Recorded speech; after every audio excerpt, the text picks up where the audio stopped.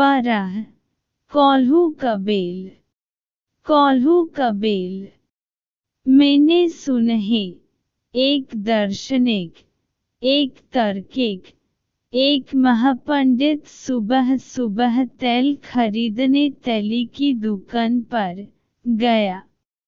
विचारक था, दार्शनिक था, तार्किक था।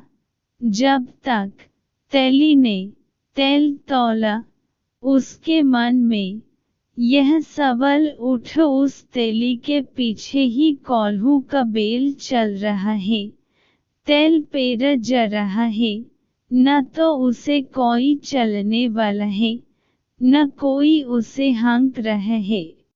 फिर यह बेल रुक क्यों नहीं जाता? फिर यह क्यों कोल्हू पर तेल पेरे जा रहा है? जिज्ञासा उठी।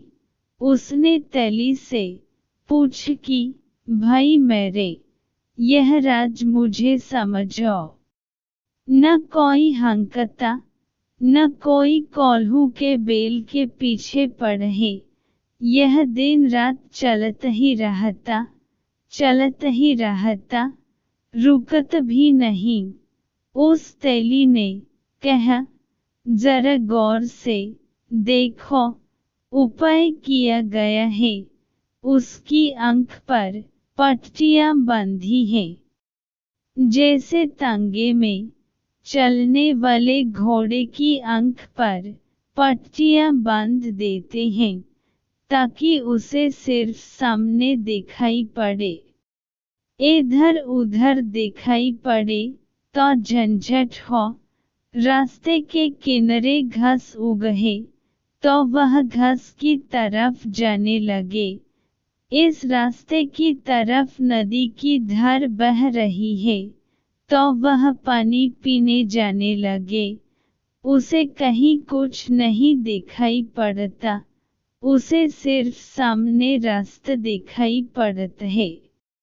कोल्हू के बेल की आंख पर पट्टियां बांधी हुई हैं। उस तेली ने कहा, विचारक तो विचारक। उसने कहा, वह तो मैंने देखा कि उसकी वजह से उसे पता नहीं चलता कि गोल गोल घूम रहा है। ऐसे ही आदमी की आंख पर पट्टियां हैं, संस्कारों की, सभ्यताओं की, संप्रदायों की, सिद्धांतों की, शास्त्रों की। बचपन से ही हम पट्टियां बांधनी शुरू कर देते हैं। हमारी शिक्षा और कुछ भी नहीं है। आंखों पर पट्टियां बांधने का उपाय है महत्वाकांक्षा की पट्टियां। कुछ होकर मरना, जैसे कोई कभी कुछ होकर यह मरे। प्रधानमंत्री बनकर मरना, जैसे कि प्रधानमंत्री बनकर मरोगे तो मौत कुछ तुम्हारे साथ भिन्न व्यवहार करेगी कि फिर तुम्हारी मिट्टी मिट्टी में नहीं गिरेगी और सोना हो जाएगी। कुछ धन छोड़कर मरना, जैसे धन छोड़कर मरने वाला किसी स्वर्ग में प्रवेश कर जाएगा। कुछ करके नाम कमाकर मरना, तुम ही मर गए, तुम्हारा नाम कितनी देर टिकेगा? कितने लोग आए और कितने लोग गए? क्या नाम टिकत है? किसका नाम टिकत है? सब पूंछ जाते हैं। समय की रेत पर पड़े हुए चरण चिन्ह कितनी देर तक बने रहेंगे? हवा के झोंके आएंगे और पूंछ जाएंगे, और हवा के झोंके न भी आए तो दूसरे लोग भी इसी रेत पर चलेंगे। उनके पैरों के चिन्ह कहाँ बनेंगे? अगर तुम्हारे चिन्ह बने रहे तो बड़े से बड़े नामवर लोग होते हैं और मिटते चले जाते हैं, और उनके नाम भूलते चले जाते हैं, सब धूल में सम जाते हैं। इतिहास के पन्नों में, कहीं कहीं पाद टिप्पणियों में, छोटी मोटी जगह नाम छूट जाएगा, मगर उसका भी क्या मूल्य है। इतिहास की किताबें भी खो जाती हैं, जल जाती हैं, जल दी जाती हैं। आदमी कितनी सदियों से जी रहा है, इतिहास तो हमारे पास केवल 2000 साल का है। और जैसे जैसे इतिहास लंबा होता जाएगा, पुराना इतिहास छोटा होता जाएगा, क्योंकि नए को याद करें कि पुराने को। इसका क्या मूल्य है, अनंत काल में इसका क्या मूल्य है, मगर आंख पर पट्टियां बांध देते हैं। प्रथम होकर बताना, छोटे बच्चे को कहते हैं, जहर डालते हैं उसमें, राजनीति भरते हैं उसके प्राणों में। उस विचारक ने कहा, पट्टियां तो मुझे दिखाई पड़ती हैं, ठीक वैसे ही जैसे हर आदमी की आंख पर पट्टियां बंधी हैं। मगर फिर भी मैं यह पूछता हूँ कि पट्टियां तो बंधी हैं, कोई हंक तो नहीं रहा है, यह चलता क्यों है, रुक क्यों नहीं जाता। और तेरी तो पीठ है इसकी तरफ। उसने कहा, जरा गौर से देखो, मैंने इसके गले में एक घंटी बांध दी है। जब तक इसकी घंटी बजती रहती है, मैं समझता हूँ कि बैल चल रहा है। जैसे ही इसकी घंटी बजना रुकती है, उछलकर मैं जाकर इसको हंक देता हूँ। इसको कभी पता नहीं चल पाता कि हंकने वाला पीछे है कि नहीं। इधर घंटी रुकी और मैंने हंका। यह कौड़ा देखते हो बगल में रख है, यही बैठे बैठे फटकार देता हूँ, तो भी यह चल पड़ता है। विचारक तो विचारक, उसने कहा, यह भी मैं समझा, घंटी भी सुनाई पड़ रही है मुझे, यह भी तूने खूब तरकीब की। लेकिन मैं यह पूछता हूँ कि यह बैल खड़ा होकर और गला हिलकर घंटी तो बजा सकता है। तेली ने कहा, धीरे धीरे, आहिस्ते बोलो, कहीं बैल सुन ले तो मेरी मुसीबत हो जाए। तुम जल्दी अपना तेल लो और रास्ते पर लगो।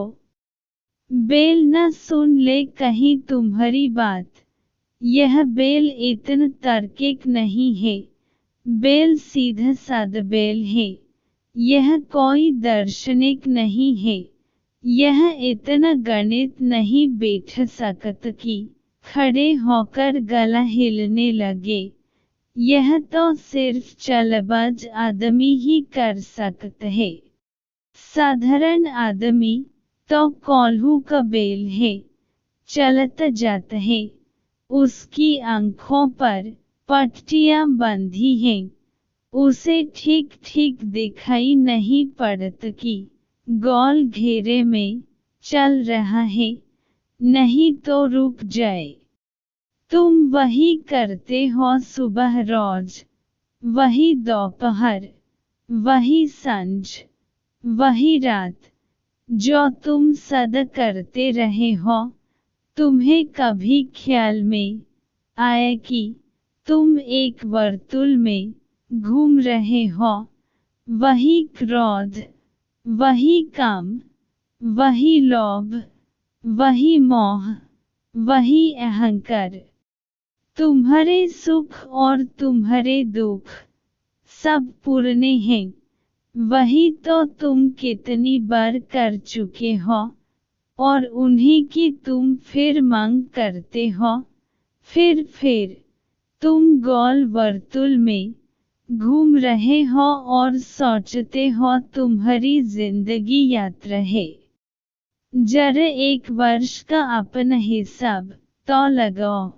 जरा डायरी तो लिखनी शुरू करो कि मैं रोज रोज क्या करता हूँ, और 4-6 महीने में तुम खुद ही चकित हो जाओगे। यह जिंदगी तो कोल्हू के बैल की जिंदगी है। यह तो मैं रोज ही रोज करता हूँ। वही झगड़ा, वही फसाद, फिर वही दोस्ती, फिर वही दुश्मनी।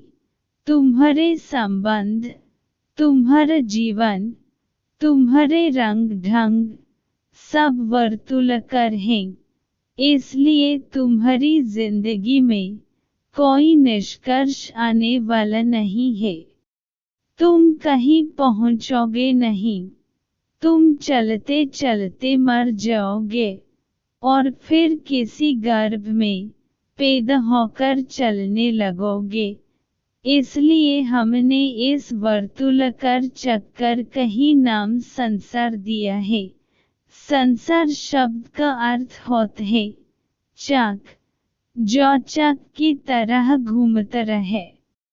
तुम्हारी जिंदगी एक चक की तरह घूम रही है। इसलिए ज्ञानी पूछते हैं, इस आवागमन से छूटकर कैसे हो? इस चक से हमारा छूटकर कैसे हो? यह जो संसार का चक्र है, जिसमें हम उलझ गए हैं, इसको हम कैसे छोड़ें? कठिनाई तो तब शुरू होती है जब तुम्हारी जिंदगी में थोड़ी सी झलक मिलती है राह की। आंख तुम्हारी थोड़ी सी खुलती है, तुम्हारी पटरी थोड़ी सी सरकती है। आंख पर बंधी तुम में थोड़ा होश आता है, क्योंकि तुम्हारे गले में भी घंटियां बंधी हैं और घंटियां बजती रहती हैं। ओशो।